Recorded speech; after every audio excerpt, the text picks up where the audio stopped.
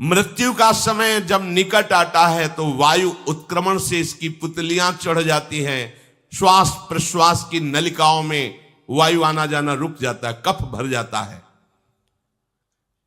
अब इसे श्वास लेने में भयानक कष्ट होता है, कंठ में घुरघुराहट, पर उसका मोह उन्हीं अपने बच्चे परिवार घर शब्द ये सब छूट जाएगा। बड़ी दुर्गति है। अंतिम समय क्या सोच रहा है, ये पत्नी छूट जाएगी, बेटे छूट जाए, और बेटों ने क्या उनके साथ व्यवहार किया, ये मोह है।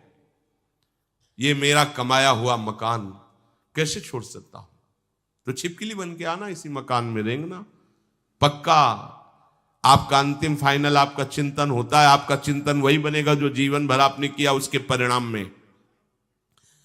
बंधु बांधव आकर घेर लेते और मनाने लगते हैं कि अब जल्दी मर जाए, भगवान उठा लें इसे।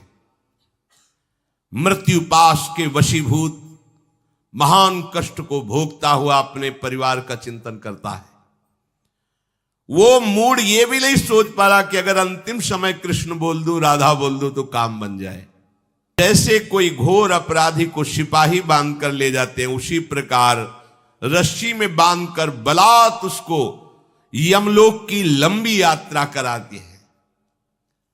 रास्ते में पिटाई, घुड़कियां, उसे प्यास लगती, पानी नहीं दिया जाता, तपती हुई भूमि पर चलाया जाता है, कुत्ते नोचते हैं, व्याकुल हो उठता है, भूख प्यास उसे बेचैन कर दी। पर यहां किसी की भूख नहीं मिटाई तो तुम्हें रास्ते में भोजन नहीं मिलेगा।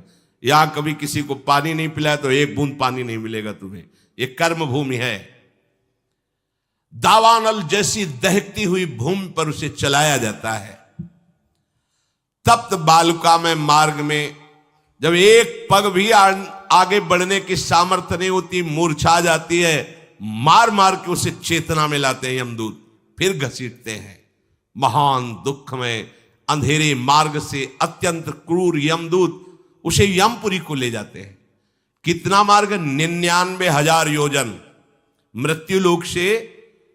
यह ऐसे नहीं कि कोई गप लिखी हुई है, नहीं नहीं।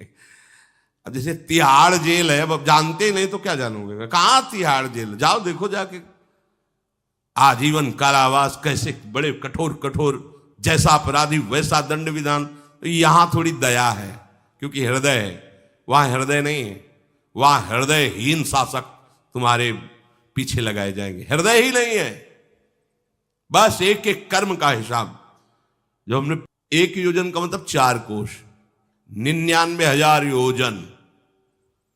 इतने लंबे मार्ग को 2 या 3 मुहूर्त में तय करना, दौड़ा के 2 या 3 मुहूर्त, बहुत कम समय। फिर वहां पहले से तय, इसको इस नरक में डालो, इसको इस नरक में। वहां इतना समय, थोड़ी भीड़ लगी है। जैसे अपने एक फोड़ा हुआ तो अपने इतने कष्ट समझते, अस्पताल जाओ देखो चीख लगी, किसी पैर टूटा, किसी कुछ, ऐसे ही वहां सब हिसाब हो रहा है।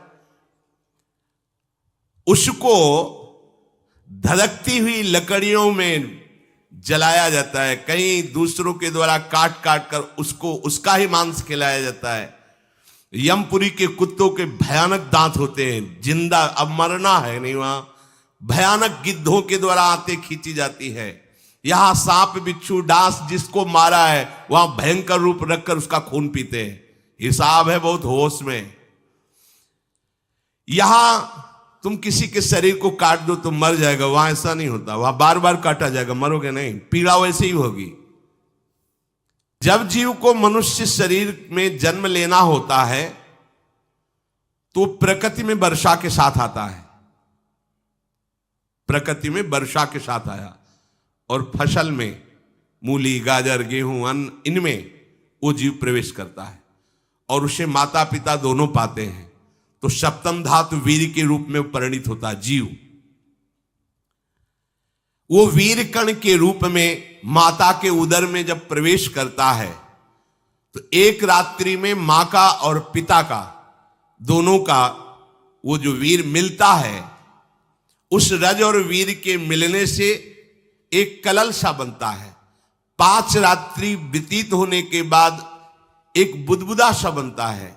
10 रात्रि व्यतीत होने के बाद एक बेर की सी आकृति होती है। फिर उसके बाद उसमें धीरे धीरे मांसपेशियां बढ़ने लगती हैं। 1 महीने में उसके सिर निकल आता है, 2 महीने में हाथ पांव अंगों का विभाग होता है, तीसरे महीने में नख रोम अस्थि चर्म स्त्री पुरुष के चिन्ह प्रकट हो जाते हैं, 4 महीने में मांसादि 7 धातुएं प्रकट हो जाती है, 5वें महीने में चेतना जागृत हो जाती है। जैसे अपने चेतना, ऐसे 5वें महीने में गर्भस्थ शिशु की चेतना जागृत हो गई। जीव है पर चेतना 5 महीने बाद मां के गर्भ में जागृत। अब उसे भूख लगती है, प्यास लगती है, वहां की तापमयी जलन पीड़ा, छोटे छोटे कीड़ों के द्वारा काटना, 6ठे मास में झिल्ली से लपटा हुआ मां की दाहिनी कोख में कीड़े की तरह तड़पता है। उस समय माता को कड़वे और खट्टे पानी की लालसा होती है, जिससे उसके अंगों में जाकर भयंकर जलन होती है। यह है भोग।